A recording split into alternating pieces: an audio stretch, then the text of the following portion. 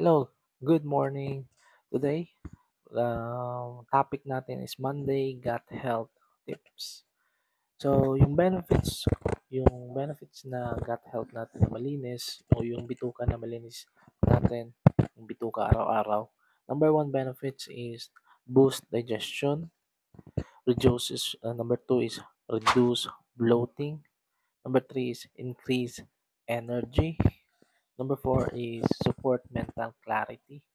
Number five is improve mood, set tone of the week.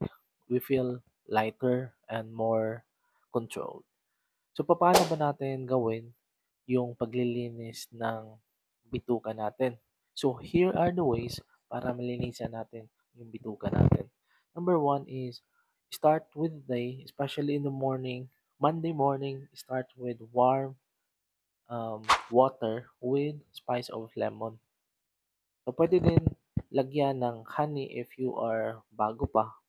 So, pangalawa is eat fiber-rich foods kagaya ng oatmeal, banana, or chia seeds. These are good when it comes to feeding good bacteria sa tummy natin. Pangatlo is drink herbal teas. Yung mga herbal teas natin guys, actually, it will help calm our stomach. Papakalmahin niya yung bituka natin para hindi siya magpo-produce ng bloating, nagpo-produce po siya ng mga gas. So also the next one is include fermented foods like kimchi or yogurt. So pwede po siyang kainin. So avoid processed food. So, mga processed food na pinibili natin sa labas, pwede natin ma-avoid yon or once a month pwede din kung hindi mo kaya. So, move your body like jogging, walking, or running. I think prefer natin yung walking, no? Mas maganda yung walking kasi much more sustainable siya. And then, light dinner.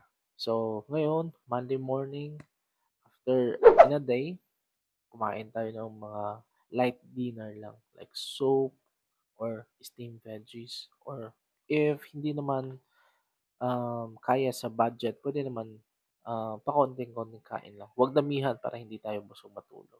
I think that's it for this Monday Gut Health Tips. Hope nakatulong sa inyo. Thank you so much. Have a great day. Bye.